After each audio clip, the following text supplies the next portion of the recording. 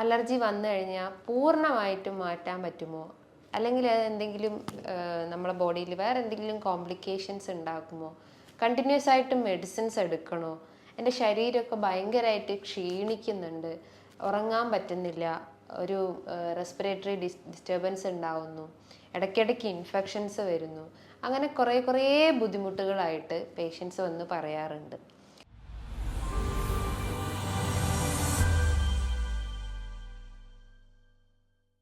Hi, ഞാൻ doctor Juhi Das, Q&B health കെയറിലെ homeopathic ഫിസിഷ്യനാണ്. പല പേഷ്യൻസും വന്ന് ചോദിക്കാറുണ്ട്, അലർജി വന്നു കഴിഞ്ഞാൽ പൂർണ്ണമായിട്ടും മാറ്റാൻ പറ്റുമോ? അല്ലെങ്കിൽ അത് എന്തെങ്കിലും നമ്മുടെ ബോഡിയിൽ വേറെ എന്തെങ്കിലും കോംപ്ലിക്കേഷൻസ് ഉണ്ടാക്കുമോ? കണ്ടിന്യൂസ് ആയിട്ട് മെഡിസിൻസ് എടുക്കണോ?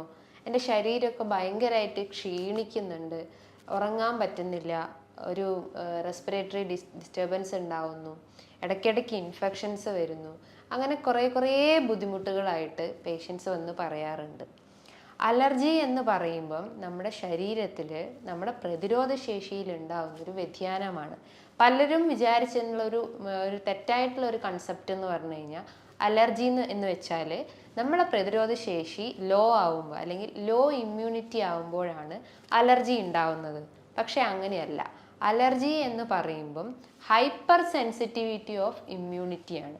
അതായത് നമ്മളെ പ്രതിരോധ ശേഷി നമ്മളെ ബോഡിയിൽ തന്നെ ഒരു ഹൈപ്പർ ആക്റ്റീവായിട്ട് അല്ലെങ്കിൽ ഓവറായിട്ട് ആക്ട് ചെയ്യുന്ന രീതിയിൽ നമ്മളെ ബോഡിയിൽ കാണിക്കുന്ന ഒരു ചേഞ്ചസ് ആണ്, അത് മൂലം ഉണ്ടാകുന്ന ഒരു ചേഞ്ചസ് ആണ് ഈ അലർജി എന്ന് പറയുന്നത്.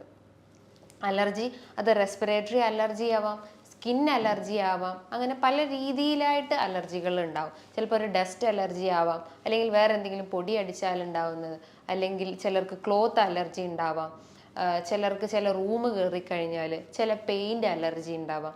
അങ്ങനെ പല രീതിയിലായിരിക്കും ഓരോ ആളുകൾക്കും അലർജി ഉണ്ടാവുന്നത്. ഈ അലർജിയിൽ തന്നെ ഏറ്റവും കോമൺ ആയിട്ടുള്ള ഒന്നാണ് റെസ്പിറേറ്ററി അലർജി, അതായത് നമ്മുടെ ശ്വാസം റിലേറ്റ് ചെയ്തിട്ടുള്ള അലർജി. ഇനി സ്കിന്നിൽ ഉണ്ടാവുന്ന അലർജിയാണ് അർട്ടിക്കേരിയ എന്ന് പറയുന്നു. സ്കിന്നിൽ ഇങ്ങനെ ഒരു ചുവന്ന് തടിച്ച് വീർത്തിരിക്കുന്ന അല്ലെങ്കിൽ സ്കിന്നിലൊരു റെഡ് കളറായിട്ട് ചൊറിച്ചിലൊക്കെ അനുഭവപ്പെടുന്നതിനെയാണ് അർട്ടിക്കേരിയ എന്ന് പറയുന്നത്. അത് അക്യൂട്ട് അർട്ടിക്കേരിയ ഉണ്ട്, ക്രോണിക് അർട്ടിക്കേരിയ ഉണ്ട്. ഒരു 3 മന്ത് വരെയുള്ള ഏതൊരു രോഗമാണെങ്കിലും അതിനെ അക്യൂട്ട് അർട്ടിക്കേരിയ എന്നാണ് പറയുക, അല്ലെങ്കിൽ അക്യൂട്ട് കണ്ടീഷൻ എന്നാണ് പറയുന്നത്. ഒരു 3 മാസത്തിന് കൂടുതലായിട്ടും അത് നിന്ന് പോവുകയാണെങ്കിൽ, അതായത് മോർ ദാൻ 3 മന്ത്സ് ആണെങ്കിൽ അതിനൊരു ക്രോണിക് കണ്ടീഷനിലേക്ക് തരംതിരിക്കുന്നു.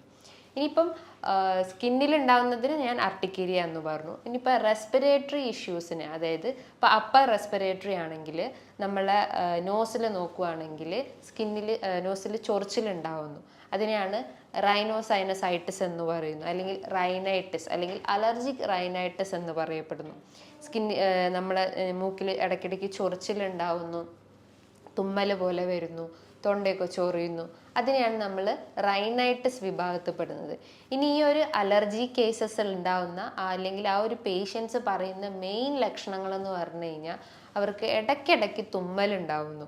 ഒന്ന് പൊടിയടിച്ചാലോ, അല്ലെങ്കിൽ ഒന്ന് ഒരു റൂം കയറിയാലോ, അല്ലെങ്കിൽ ജസ്റ്റ് ഒന്ന് മഴ കൊണ്ടാലോ, അല്ലെങ്കിൽ ജസ്റ്റ് ഒന്ന് വെയിലത്തോട്ട് ഇറങ്ങിയാലോ, അങ്ങനെ എന്തെങ്കിലും ഒരു ട്രിഗറിങ് ഫാക്ടർ അവിടെ ഇട്ട് കൊടുത്തു കഴിഞ്ഞാൽ അവർക്ക് തുമ്മലുണ്ടാവുന്നു, മൂക്ക് ചൊറിയുന്നു, ജലദോഷമായിട്ട് വരുന്നു, അതായത് വെള്ളം പോലെ ഒരു പച്ചവെള്ളം പോലത്തെ ആ ഒരു ഫ്ലൂയിഡ് നമ്മൾ മൂക്കിൽ ഒലിച്ചു വരുന്നു, കണ്ണ്, മൂക്ക്, ചെവി, തൊണ്ട ഇത് ശക്തമായിട്ട് ചൊറിയുന്നു, ചിലർക്ക് കഫക്കെട്ട് ഉണ്ടാവുന്നു, അതായത് ചിലർക്ക് സ്ഫൂട്ടം മിക്സ് ആയിട്ടുള്ള കഫ് ഉണ്ടാവുന്നു, അല്ലെങ്കിൽ ചുമ ഉണ്ടാവുന്നു, ചിലർക്ക് വരണ്ട ചുമയായിട്ട് വരാം, ചിലർക്ക് ബ്രീത്തിങ് ഡിഫിക്കൽറ്റി ഉണ്ടാവുക, ശ്വാസം എടുക്കാനുള്ള ബുദ്ധിമുട്ടുണ്ടാവുക. അത് കൂടുതലായിട്ടും വർദ്ധിക്കുന്നത് രാത്രി കാലങ്ങളിലാണ്.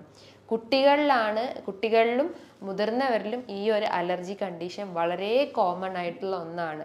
അവരെ ബോഡിയിൽ ഉണ്ടാവുന്ന പ്രതിരോധ ശേഷിയിൽ ഉണ്ടാവുന്ന ഒരു ഓവർ റിയാക്ഷൻ ആണ് നമുക്ക് ഈ അലർജി എന്ന് പറയുന്നത്. ഈ അലർജി അല്ലെങ്കിൽ ഈ ഒരു ഹൈപ്പർ സെൻസിറ്റിവിറ്റി തന്നെ പല ഇമ്മ്യൂണോഗ്ലോബുലിൻസിൻ്റെ ആക്ഷൻ ആയിട്ട്, അതായത് ടൈപ്പ് 1 ഉണ്ട്, ടൈപ്പ് 2 ഉണ്ട്, ടൈപ്പ് 3, ടൈപ്പ് 4. ടൈപ്പ് 1 എന്ന് പറയുമ്പോൾ അതൊരു IgE മീഡിയേറ്റഡ് ആയിട്ടുള്ള ഇമ്മ്യൂണോഗ്ലോബിൻ റിലേറ്റ് ചെയ്തിട്ടുള്ള ഒരു ഹൈപ്പർ സെൻസിറ്റീവ് റിയാക്ഷൻ ആണ്. ടൈപ്പ് 2 എന്ന് പറഞ്ഞിട്ടുള്ള ഒരു സെൻസിറ്റീവ് റിയാക്ഷൻ എന്ന് പറഞ്ഞു കഴിഞ്ഞാൽ അവിടെ ഇമ്മ്യൂണോഗ്ലോബുലിൻ IgM ഉം IgG ആയിട്ട് വർക്ക് ചെയ്യുന്നു. അപ്പോൾ ഈ IgG IgM എന്നൊക്കെ പറയും നിങ്ങൾക്ക് ഒരു മനസ്സിലാവില്ല, കാരണം അതൊക്കെ ഒരു മെഡിക്കൽ ടേംസ് ആണ്. IgM IgE എന്നൊക്കെ പറഞ്ഞാൽ നമ്മുടെ ശരീരത്തിൽ ഉണ്ടാകുന്ന ഇമ്മ്യൂണോഗ്ലോബുലിൻസ് ആണ്. ഈ അലർജി കണ്ടൻസ് അല്ലെങ്കിൽ അലർജി ടെസ്റ്റിനൊക്കെ ചെയ്യുന്നതാണ് IgE.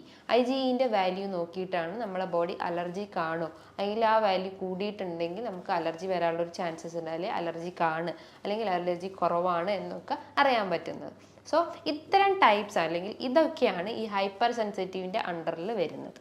ഇനിയിപ്പം സിംറ്റംസ് ആയിട്ട് ഞാൻ നേരത്തെ പറഞ്ഞിട്ടുള്ള ഓൾമോസ്റ്റ് കോമൺ സിംറ്റംസും എല്ലാവർക്കും ഉണ്ട്. അതായത് തുമ്മലായിട്ടും ജലദോഷവും തൊണ്ടവേദനയും ചിലർക്ക് പനിയായിട്ടൊക്കെ രൂപപ്പെടാറുണ്ട്. അപ്പം അവർ മെയിനായിട്ട് ശ്രദ്ധിക്കേണ്ടത് ഇത്തരം ട്രിഗറിങ് ഫാക്ടേഴ്സ് അല്ലെങ്കിൽ എന്താണോ നമുക്ക് ആ ഒരു അലർജി വരുത്തുന്നത് അതിൽ ആ ഒരു എക്സ്പോഷർ കഴിവതും കുറയ്ക്കാൻ ശ്രമിക്കുക. ചിലർക്ക് പൊടി അലർജി ആണെങ്കിൽ അവർ മാസ്ക് യൂസ് ചെയ്യുന്നത് നല്ലതാണ്. ചിലർക്ക് കുളിച്ചാൽ അലർജി ഉണ്ടാകുന്നുണ്ടെങ്കിൽ ഡെയിലി കുളിക്കുന്നതിന് പകരം 1-2 ദിവസങ്ങളിൽ കുളിക്കാൻ ശ്രമിക്കുക. ചിലർക്ക് ചില പെയിൻ്റൊക്കെ അലർജി ഉണ്ടാകും. ചില റൂമിലോട്ടൊക്കെ ചെല്ലുമ്പം ചിലർക്ക് തുമ്മുന്നത് കാണാം, അല്ലെങ്കിൽ ചില പെയിൻ്റൊക്കെ സ്മെല്ല് ചെയ്ത് കഴിഞ്ഞാൽ ചിലർക്ക് ഷൂ പോളിഷിൻ്റെ സ്മെല്ല്, അല്ലെങ്കിൽ ചിലർക്ക് പെട്രോള് മണ്ണെണ്ണ പോലത്തതിനൊക്കെ ചിലർക്ക് തുമ്മലും അല്ലെങ്കിൽ ചൊറിഞ്ഞു പൊന്തുന്നത് കാണാം. ചിലർക്ക് ചില ഫുഡ് ഐറ്റംസ് കഴിച്ചു കഴിഞ്ഞാൽ ചിലർ ഷെൽഡ് ഫിഷസ് അല്ല ചില വെജിറ്റബിൾസ് ഫ്രൂട്ട്സ് ഐറ്റംസ് ഒക്കെ ചിലർക്ക് പപ്പായയും അല്ലെങ്കിൽ പൈനാപ്പിളൊക്കെ കഴിച്ചു കഴിഞ്ഞാൽ ചൊറിച്ചിലുണ്ടാവും. അപ്പം നമ്മൾ ആ ഒരു ഫാക്ടർ എന്താണോ അത് നമ്മളെ ബോഡിയിൽ അഗ്രവേറ്റ് ചെയ്യുന്നതിന് പകരം അതിനെ കഴിവതും കുറയ്ക്കാൻ ശ്രമിക്കുക, അല്ലെങ്കിൽ അതിനെ കഴിവതും ബോഡിയിൽ നിന്ന് ഒഴിവാക്കി നിർത്താൻ ശ്രമിക്കുക. പകരം നമ്മളെ ബോഡി ബൂസ്റ്റപ്പ് ചെയ്യുന്ന രീതിയിൽ അല്ലെങ്കിൽ പ്രതിരോധ ശേഷി ഒന്ന് ഇമ്പ്രൂവ് ആക്കുന്ന രീതിയിലുള്ള ഭക്ഷണം നമുക്ക് എടുക്കാം. അപ്പോൾ എന്തൊക്കെയാണ് നമുക്ക് ഡയറ്ററി മാനേജ്മെൻറ്റ് എന്ന് നോക്കാം. മെയിനായിട്ട് ഈ ഒരു അലർജി പേഷ്യൻസ് കഴിക്കേണ്ട ഭക്ഷണങ്ങൾ എന്ന് പറഞ്ഞു കഴിഞ്ഞാൽ മെയിനായിട്ട് വൈറ്റമിൻസ് ആണ്. വൈറ്റമിൻ എ റിച്ച് ആയിട്ടുള്ളത്, vitamin C, vitamin D, vitamin E, ഇത്തരം വൈറ്റമിൻസ് ആണ് നമ്മുടെ ബോഡിയിൽ ഈ അലർജി പേഷ്യൻസ് കഴിക്കേണ്ടത്. വൈറ്റമിൻ എ എന്നൊക്കെ പറയുന്നത് നമുക്ക് ക്യാരറ്റ്, ഗ്രേപ്സ്, ചെറിയ നട്ട്സ് ഐറ്റംസ് കഴിക്കാം. വൈറ്റമിൻ ഡി എന്ന് പറയുമ്പോൾ നമുക്ക് എല്ലാ വീഡിയോസിലും ഞാൻ പറയുന്നതാണ്, ഒരു സൺഷൈൻ വൈറ്റമിൻ അല്ലെങ്കിൽ ഡെയിലി വെയിൽ കൊള്ളുന്നതാണ് വൈറ്റമിൻ ഡിൻ്റെ ഒരു മെയിൻ സോഴ്സ്. ഇതേപോലെ തന്നെ നമുക്ക് ഭക്ഷണത്തിൽ ചെറിയ മത്സ്യങ്ങളും മഷ്റൂംസും ഇലക്കറികളും ഒക്കെ എടുക്കാവുന്നതാണ്. ഇനി വൈറ്റമിൻ സി ആണെങ്കിൽ ഫ്രൂട്ട്സിൽ നോക്കുകയാണെങ്കിൽ ഏറ്റവും റിച്ച് ആയിട്ടുള്ളതാണ് ഓറഞ്ച്. അത് നമ്മളെ ആ ഒരു ഫൈബർ കണ്ടന്റ് ഒക്കെ ഉള്ളത് കൊണ്ട് തന്നെ ദഹന വ്യവസ്ഥ ഇമ്പ്രൂവ് ചെയ്യുന്നു. ഇനി മൊസമ്പി ആയിട്ടും നെല്ലിക്ക, ലൗലോലിക്ക, ജാമ്പക്ക, ഇരുമ്പുളി എന്നൊക്കെ പറയുന്നത് നമ്മൾ കോമൺലി പറയുന്ന ഇത്തരം ഫ്രൂട്ട്സൊക്കെ നമുക്ക് കഴിക്കുന്നത് ഏറ്റവും ഉത്തമമായിട്ടുള്ള ഒരു കാര്യമാണ്. ഇനി വൈറ്റമിൻ ഇ എന്നൊക്കെ പറയുമ്പം നമുക്ക് ചെറിയ മത്സ്യങ്ങളിലും നട്ട്സിലും അയല, മത്തി, സാൽമണ്ട്, നത്തോലി ഇതിലൊക്കെ അടങ്ങിയിട്ടുള്ളതാണ്. അപ്പോൾ നമുക്ക് അത് റിച്ച് ആയിട്ടുള്ള ഭക്ഷണങ്ങൾ അല്ലെങ്കിൽ വൈറ്റമിൻ ഇ റിച്ച് ആയിട്ടുള്ള ഭക്ഷണങ്ങൾ എടുക്കുന്നത് ഏറ്റവും നല്ല കാര്യമാണ്. അതേപോലെ തന്നെയാണ് നമുക്ക് ഡയറ്റിൽ കോഡ് ലിവർ ഓയിൽ ക്യാപ്സ്യൂൾസ് എടുക്കുന്നതും നല്ലതാണ്. അത് ഭക്ഷണത്തിന് ശേഷം കഴിക്കുന്നതാണ് ഏറ്റവും നല്ലത്. അതായത് നമ്മൾ എന്തെങ്കിലും ഒരു ഓയിലി കണ്ടന്റ് ആയിട്ടുള്ള ഫുഡ് ഐറ്റംസ് എടുക്കുകയാണെങ്കിൽ അതിന് ശേഷമാണ് നമ്മൾ ഇത്തരം കോഡ് ലിവർ ക്യാപ്സ്യൂൾസ് ഒക്കെ എടുക്കുന്നത്. മറ്റൊരു പ്രധാനപ്പെട്ട ഒരു ഫുഡ് ഐറ്റമാണ് നമുക്ക് ഒനിയൻ്റെ അകത്ത് കുർസെറ്റിൻ എന്ന് പറഞ്ഞിട്ടുള്ള ആൽക്കലോയിൽ കണ്ടന്റ് ഉണ്ട്. ഇത് നമ്മളെ ബോഡിയിലുള്ള അലർജി കണ്ടൻസിനൊക്കെ ഒന്ന് റെഡ്യൂസ് ചെയ്യും, അല്ലെങ്കിൽ IgE ലെവലൊക്കെ ഒന്ന് റെഡ്യൂസ് ചെയ്യാൻ പറ്റുന്നതാണ്. അതേപോലെ തന്നെയാണ് നമുക്ക് മഞ്ഞൾ, കുർക്കുമിൻ അടങ്ങിയിട്ടുള്ള മഞ്ഞൾ നമുക്ക് എടുക്കുന്നത് നല്ലതാണ്. അത് നാട്ടിൽ നമ്മളെ തൊടിയിൽ ഉണ്ടാക്കിയിട്ടുള്ളതാണെങ്കിൽ അത്രയും നല്ലത്. അതേപോലെ തന്നെ കുരുമുളക് കഴിക്കാം, പെപ്പർ, അതേപോലെ ജിഞ്ചർ, ഗാർലിക്ക്. ഇനിയിപ്പോൾ അലർജി എന്തെങ്കിലും ശ്വാസമുട്ടൽ പ്രശ്നങ്ങളുണ്ടെങ്കിൽ പനിക്കൂർക്കൊക്കെ നമ്മൾ അതിട്ടിട്ട് വെള്ളം കുടിക്കുകയോ അല്ലെങ്കിൽ ആവി പിടിക്കുകയോ അത്രയും നല്ലതാണ്. അപ്പോൾ ഈ ഒരു ഡയറ്ററി പാറ്റേൺസ്, അപ്പോൾ ഈ പറഞ്ഞിട്ടുള്ള ഒരു വൈറ്റമിൻസും മിനറൽസും ഒക്കെ നമ്മളെ ഡയറ്റിൽ ഉൾപ്പെടുത്തി കഴിഞ്ഞ് കഴിഞ്ഞാൽ നമുക്ക് ഈ ഒരു പ്രതിരോധ ശേഷി വർദ്ധിപ്പിക്കാൻ ഏറ്റവും ഉത്തമമായിട്ടുള്ള ഒരു കാര്യമാണ്. അതേപോലെ തന്നെയാണ് നമുക്ക് കാൽഷ്യം റിച്ച് ആയിട്ടുള്ള ഭക്ഷണങ്ങൾ എടുക്കാം. പൊട്ടാസ്യം, മെഗ്നീഷ്യം, അത് നേന്ത്രപ്പഴങ്ങളോ അല്ലെങ്കിൽ മറ്റ് ഫ്രൂട്ട്സ് ആയിട്ടുള്ള പേരക്ക, പപ്പായ, ബ്രൊക്കോളി, ഇതൊക്കെ നമ്മളെ ഡയറ്റിൽ ഉൾപ്പെടുത്തുന്നത് ഏറ്റവും നല്ല കാര്യമാണ്. ഇനി ഈ ഒരു അലർജി പേഷ്യൻസ് അവർ എന്തെങ്കിലും ടെസ്റ്റ് ചെയ്യണമെങ്കിൽ അവർ മെയിനായിട്ട് ചെയ്യേണ്ട ഒരു ടെസ്റ്റ് എന്ന് പറഞ്ഞു കഴിഞ്ഞാൽ ബ്ലഡ് ടെസ്റ്റാണ്. IgEൻ്റെ വാല്യൂ നോക്കിക്കഴിഞ്ഞാൽ നേരത്തെ പറഞ്ഞ പോലെ തന്നെ അതിലുള്ള വ്യതിയാനങ്ങൾ കണ്ടു കഴിഞ്ഞാൽ നമുക്കറിയാം നമ്മളെ ബോഡി അലർജിക്കാണോ അല്ലയോ എന്നൊക്കെ അറിയാൻ പറ്റും. അതേപോലെ അത് കുറച്ചുകൂടി കോസ്റ്റ്ലി ആയിട്ടുള്ളതാണ്. ആണ്. അതിനെക്കാട്ടും കുറച്ചുകൂടി മോഡറേറ്റിലായിട്ടുള്ള ഒരു ടെസ്റ്റാണ് എസിനോഫിൽ ടെസ്റ്റ്. അബ്സല്യൂട്ട് എസിനോഫിൽ ടെസ്റ്റും ഉണ്ട്, നോർമൽ CBCൻ്റെ അകത്ത് വരുന്നിട്ടുള്ള എസിനോഫിൽ ടെസ്റ്റും ഉണ്ട്. ഇത് നോക്കിക്കഴിഞ്ഞാലും നമ്മളെ ബോഡി അലർജിക് ആണോ അല്ലയോ എന്നൊക്കെ അറിയാൻ പറ്റും. ഇനിയിപ്പോൾ നോസ് റിലേറ്റ് ചെയ്തിട്ടുള്ള എന്തെങ്കിലും ബ്ലോക്കൊക്കെ ആണെങ്കിൽ, അല്ലെങ്കിൽ അതിൽ എന്തെങ്കിലും പോളിപ്പോ ട്യൂമറോ ഒക്കെ ഉണ്ടെങ്കിൽ ഒരു നേസൽ എൻഡോസ്കോപ്പി ചെയ്യുന്നതും നല്ലതാണ്. നമുക്കറിയാം കോവിഡ് ടൈമിലൊക്കെ നമ്മൾ നേസൽ സ്വാബ് ടെസ്റ്റ് ചെയ്തിട്ടാണ് നമുക്ക് കൊറോണ വൈറസ് പോസിറ്റീവ് ആണോ അല്ലയോ എന്നൊക്കെ അറിയാൻ പറ്റുന്നത്. സോ ഇത്തരം ഇൻവെസ്റ്റിഗേഷൻസ് ഒക്കെ ചെയ്ത് കഴിഞ്ഞാൽ നമുക്ക് അലർജിക് ആണോ എന്നൊക്കെ അറിയാൻ പറ്റും. ഇനി ഇതേപോലെ എക്സ്ട്രാ ഗ്രോത്ത് അല്ലെങ്കിൽ എന്തെങ്കിലും ഒരു സ്വെല്ലിംഗ് ഒക്കെ ഉണ്ടെങ്കിൽ നമുക്കൊരു CT സ്കാൻ എടുത്തു കഴിഞ്ഞാൽ നമ്മളെ ഫേസ് റിലേറ്റ് ചെയ്തിട്ടുള്ള ഇഷ്യൂസിനൊക്കെ അത് ഇൻവെസ്റ്റിഗേറ്റ് ചെയ്യാൻ പറ്റുന്നതാണ്.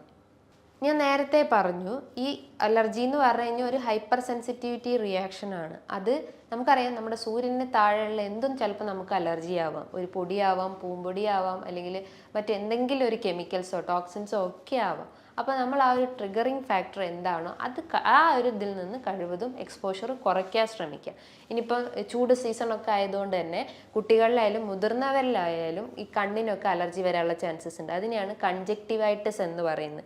സ്കിന്നിലാണെങ്കിൽ അർട്ടിക്കേരിയ പോലത്തെ പ്രശ്നങ്ങൾ ഉണ്ടാവും, ത്രോട്ട് ഇൻഫെക്ഷൻസ്, ടോൺസിലൈറ്റിസ് പ്രശ്നങ്ങൾ ഉണ്ടാവും. അങ്ങനെ പല രീതിയിലുള്ള കോംപ്ലിക്കേഷൻസും റെസ്പിറേറ്ററി ഇൻഫെക്ഷൻസും ഒക്കെ വരാനുള്ള ഒരു ചാൻസസ് ഉണ്ട്. സോ നമ്മൾ എപ്പോഴും നമ്മളെ പ്രതിരോധശേഷി വർദ്ധിപ്പിക്കുന്ന രീതിയിലുള്ള ഭക്ഷണങ്ങൾ മെയിനായിട്ട് ഫോക്കസ് ചെയ്യാൻ ശ്രമിക്കുക. ഇതേപോലെ തന്നെയാണ് ഞാൻ നേരത്തെ പറഞ്ഞിട്ടുള്ള ടെസ്റ്റിലൊന്നാണ് സ്കിൻ പ്രിക്ക് ടെസ്റ്റ് ചെയ്യുക. ഇത് ചെയ്ത് കഴിഞ്ഞാൽ അതൊരു കോസ്റ്റ്ലി ആയിട്ടുള്ളൊരു ടെസ്റ്റാണ്. അത് ചെയ്ത് കഴിഞ്ഞാലും നമ്മളെ ബോഡി അലർജിക് ആണോ അല്ലെങ്കിൽ എന്തെങ്കിലും ഗ്രോത്തോ അല്ലെങ്കിൽ ഒരു അലർജൻ ബോഡി കയറിയിട്ടുണ്ടോ എന്നൊക്കെ അറിയാൻ പറ്റുന്നതാണ്. കുറച്ചുകൂടി കോസ്റ്റ്ലി ആയിട്ടുള്ള ടെസ്റ്റ് ആയതുകൊണ്ട് തന്നെ നമ്മൾ മോഡറേറ്റ് രീതിയിലുള്ള ഇൻവെസ്റ്റിഗേഷൻസോ എന്ന് പേഷ്യൻസിന് കൊടുക്കാറുള്ളൂ. അതായത് അബ്സല്യൂട്ട് എസിനോഫിൽ കൗണ്ടും അല്ലെങ്കിൽ നോർമൽ CBCയിൽ വരുന്ന എസിനോഫിൽ കൗണ്ടൊക്കെ ചെക്ക് ചെയ്യാൻ പറ്റുന്നത്. ഇനി ഈ ഒരു അലർജി പേഷ്യൻസ് ഒഴിവാക്കേണ്ട അല്ലെങ്കിൽ അവർ ശ്രദ്ധിക്കേണ്ട കാര്യങ്ങളെന്ന് പറഞ്ഞു കഴിഞ്ഞാൽ കോൾഡ് അല്ലെങ്കിൽ തണുത്ത ആഹാരങ്ങൾ കഴിവതും ഒഴിവാക്കാൻ ശ്രമിക്കുക. ഷുഗറി ഐറ്റംസ് ഒക്കെ ഉണ്ടെങ്കിൽ ഹൈ ഫ്രക്ടോസ് സിറപ്പായിട്ടുള്ള കേക്ക്, പേസ്ട്രി, ബിസ്ക്കറ്റ്സ് അതൊക്കെ ഉണ്ടെങ്കിൽ കഴിവതും ഒഴിവാക്കാൻ ശ്രമിക്കുക. അതേപോലെ തന്നെയാണ് മിൽക്ക് പ്രൊഡക്ട്സ്, പാലും പാലുൽപ്പന്നങ്ങളും ഒന്ന് കുറയ്ക്കാൻ ശ്രമിക്കുക. പക്ഷെ അവർക്ക് തൈര് എടുക്കുന്നതുകൊണ്ട് വലിയ പ്രശ്നമില്ല. ഒരു മോഡറേറ്റ് രീതിയിൽ അവർക്ക് തൈര് എടുക്കുന്നത് കുഴപ്പമില്ല. ദഹന വ്യവസ്ഥ ഇമ്പ്രൂവ് ചെയ്യാൻ ഏറ്റവും ഉത്തമമായിട്ടുള്ള ഒന്നാണ് കട്ടത്തൈര് അല്ലെങ്കിൽ യോഗട്ട് എന്നൊക്കെ പറയും. തൈരോ മോരോ എടുക്കുന്നത് ഏറ്റവും നന്നായിട്ടുള്ള ഒരു കാര്യമാണ്. അതേപോലെ തന്നെ ഒരു പ്രോപ്പർ ടൈമിങ്ങിൽ ഉറങ്ങാൻ ശ്രമിക്കുക. ഒരു 6 to 7 hours നിർബന്ധമായിട്ട് നമ്മൾ ഉറങ്ങിയിരിക്കണം. രാത്രിയിലുള്ള സ്ക്രീൻ ടൈം കഴിവതും കുറയ്ക്കുക. ഒരു 10 മണീൻ്റെ ഉള്ളിൽ നമ്മളെ ഗാഡ്ജറ്റ്സും ഫോൺസും ഹെഡ്സെറ്റും ഒക്കെ പൂർണ്ണമായിട്ട് ഒഴിവാക്കിയിട്ട് രാവിലെ ഒരു ഏർലി മോർണിംഗിൽ ഒരു 5 മണീൻ്റെ ഉള്ളിൽ എഴുന്നേൽക്കാൻ ശ്രമിക്കുക. അപ്പോൾ ഇത്തരം അലർജി പേഷ്യൻസ് എന്ത് ചെയ്യണം? രാവിലെ എഴുന്നേറ്റാൽ ഉടനെ തന്നെ നല്ല രീതിയിൽ ബ്രീത്തിങ് എക്സസൈസ് ചെയ്യുക, പ്രാണായാമാസ് ചെയ്യാം. അവർക്ക് സൂര്യ നമസ്കാരം പോലത്തെ ഇതുണ്ടെങ്കിൽ അത് ചെയ്യുന്നത് ഏറ്റവും ഉത്തമമായിട്ടുള്ള കാര്യമാണ്. ബിക്കോസ് ആ ഒരു എക്സസൈസ് എന്ന് പറഞ്ഞു കഴിഞ്ഞാൽ നമ്മളെ എല്ലാ അവയവങ്ങളെയും ഒന്ന് ബൂസ്റ്റപ്പ് ചെയ്യുന്നത്. നമ്മളെ ലങ്സിന് ഇഷ്യൂസ് ഉണ്ടെങ്കിൽ അത് കുറയ്ക്കാൻ പറ്റും. ഫാറ്റി ലിവർ, അത് ലിവർ റിലേറ്റ് ചെയ്തിട്ടുള്ള ഇഷ്യൂസ്, ഗട്ട് റിലേറ്റ് ചെയ്തിട്ടുള്ള ഇഷ്യൂസ്, ബ്ലാഡർ, കിഡ്നി, എല്ലാ അവയവങ്ങളെയും ഒന്ന് മെയിൻറ്റെയിൻ ചെയ്യുന്ന ഒരു മെയിൻ എക്സസൈസാണ് ഈ സൂര്യ നമസ്കാരം. സോ അത് നമുക്ക് ചെയ്യുന്നത് ഏറ്റവും നല്ലതായിട്ടുള്ളൊരു കാര്യമാണ്. ഇതേപോലെ തന്നെ രാവിലെ എഴുന്നേറ്റാൽ ഉടനെ തന്നെ വെറും വയറ്റിൽ 1 ഗ്ലാസ് വെള്ളം, തിളപ്പിച്ചാറിയ 1 ഗ്ലാസ് വെള്ളം കുടിക്കുന്നത് ഏറ്റവും ഉത്തമമായിട്ടുള്ളൊരു കാര്യമാണ്. ഇത് ആ ഒരു എനർജി അല്ലെങ്കിൽ ആ ഒരു ഡേയിൽ ഒരു ഫുൾ എനർജി മെയിൻറ്റെയിൻ ചെയ്യാൻ പറ്റും. ദഹന വ്യവസ്ഥ, കോൺസ്റ്റിപ്പേഷൻ അല്ലെങ്കിൽ മലബന്ധം പോലത്തെ പ്രശ്നങ്ങൾ ഉണ്ടെങ്കിൽ അത് റെഡ്യൂസ് ചെയ്യാൻ ഏറ്റവും ബെസ്റ്റ് ആയിട്ടുള്ള ഒരു ഐറ്റമാണ് നമ്മൾ ഡെയിലി ഈ വെറും വയറ്റിൽ വെള്ളം കുടിക്കുന്നത്. ഇനി നമ്മളൊരു പ്രോപ്പർ ടൈമിങ്ങിൽ ബ്രേക്ക്ഫാസ്റ്റും ലഞ്ചും ഡിന്നറും ഒക്കെ മെയിൻറ്റെയിൻ ചെയ്യാൻ ശ്രമിക്കുക. നൈറ്റിലാണെങ്കിൽ ഓവറായിട്ട് ഭക്ഷണം കഴിക്കുന്നത് കഴിവതും ഒഴിവാക്കാൻ ശ്രമിക്കുക. ഒരു ലൈറ്റ് ചപ്പാത്തിയോ അല്ലെങ്കിൽ ഓട്സ് കൊണ്ടുള്ള പുട്ടോ അല്ലെങ്കിൽ ദോശയായിട്ടോ അല്ലെങ്കിൽ എന്തെങ്കിലും കുറുക്കോ റാഗി കൊണ്ടുള്ള കുറുക്കോ ഒക്കെ നമ്മളെ ഡയറ്റിൽ ഈ ഈവനിങ് അല്ലെങ്കിൽ നൈറ്റ് ടൈമിൽ ഉൾപ്പെടുത്തുന്നത് ഏറ്റവും നല്ലതാണ്. ഇനിയിപ്പോൾ ചായയും കാപ്പിയും ഒക്കെ കുടിക്കാൻ നന്നായിട്ട് ക്രേവിങ്സ് ഉള്ള ആളുകളാണെങ്കിലും അതും 1 or 2 നേരം കുടിക്കുക. ഡെയിലി 2-3 ചായയൊക്കെ കുടിക്കുന്ന ആളുകളാണെങ്കിൽ അത് പൂർണ്ണമായിട്ട് ഒഴിവാക്കാൻ ശ്രമിക്കുക. കാരണം അതൊക്കെ നമ്മളെ ബോഡീനെ വീക്കാക്കുന്ന അല്ലെങ്കിൽ അതിൻ്റെ അകത്ത് അടങ്ങിയിട്ടുള്ള ടാനിൻസും കഫീൻസും ഒക്കെ നമ്മളെ ബോഡിയിൽ അയൺ കണ്ടൻറ്റൊക്കെ റെഡ്യൂസ് ചെയ്യും. അത് റെഡ്യൂസ് ചെയ്ത് കഴിഞ്ഞാൽ നമുക്കറിയാം പ്രതിരോധശേഷി കുറയും, കുറവുണ്ടാവും, വിരൾച്ച ഉണ്ടാവും, വീക്ക്നെസ് അനുഭവപ്പെടാം. അങ്ങനെ പല രീതിയിലുള്ള സിംറ്റംസ് നമ്മളെ ബോഡിയിൽ കാണിക്കും. അപ്പോൾ എന്താണോ നമ്മളെ ട്രിഗറിങ് ഫാക്ടർ അല്ലെങ്കിൽ എന്താണോ നമ്മളെ കാരണങ്ങളുണ്ടെങ്കിൽ അതൊക്കെ ഒന്ന് കുറയ്ക്കാൻ ശ്രമിക്കുക. നമുക്കറിയാം ഈ അലർജി എന്ന് പറഞ്ഞു കഴിഞ്ഞാൽ നമ്മളെ ബോഡിയിൽ ഉണ്ടാകുന്ന മാസ്റ്റ് സെൽസ് അല്ലെങ്കിൽ ഹിസ്റ്റമിൻ സെൽസിൻ്റെ ഒക്കെ ഒന്ന് ഓവർ റിയാക്ഷനാണ്. ഈ കുട്ടികളിലായാലും മുതിർന്നവരായാലും ഈ സിംറ്റംസ് എല്ലാം ഓൾമോസ്റ്റ് കോമൺ ആണ്. ഇപ്പോൾ കുട്ടികളിൽ ജനിച്ച കുട്ടികൾക്ക് ഒരു പ്രായം എത്തിക്കഴിഞ്ഞ് കഴിഞ്ഞാൽ ചിലപ്പോൾ ആ ഒരു അസ്തമ കംപ്ലീറ്റ് ആയിട്ട് ക്യൂർ ചെയ്തു പോകും. ചിലപ്പോൾ നാച്ചുറലി തന്നെ അത് ഹീൽ ചെയ്യാനുള്ളൊരു ചാൻസസ് ഉണ്ട്. അതിന് ഗ്രോയിങ് ഔട്ട് ഓഫ് അസ്തമ എന്നൊക്കെയാണ് പറയുക. സോ നമ്മളെ പ്രതിരോധശേഷി ഇമ്പ്രൂവ് ചെയ്യുന്ന രീതിയിലുള്ള മെയിൻ ഡയറ്റ് ഫോക്കസ് ചെയ്യണം, എക്സസൈസ് ഫോക്കസ് ചെയ്യണം, ബ്രീത്തിങ് എക്സസൈസ് മെയിൻറ്റെയിൻ ചെയ്യുക. എല്ലാം മെയിൻറ്റെയിൻ ചെയ്ത് കഴിഞ്ഞാൽ നമുക്ക് ഇത്തരം അലർജീൻസിനൊക്കെ കൺട്രോൾ ചെയ്യാൻ പറ്റും. ഇനി ഇതുമായി ബന്ധപ്പെട്ട് നിങ്ങൾക്ക് എന്തെങ്കിലും സംശയങ്ങളുണ്ടെങ്കിൽ താഴെ കാണുന്ന നമ്പറിൽ നിങ്ങൾക്ക് കോൺടാക്റ്റ് ചെയ്യാവുന്നതാണ്. നല്ലൊരു ഹെൽത്ത് ടോപ്പിക്കുമായി വീണ്ടും കാണാം. നന്ദി.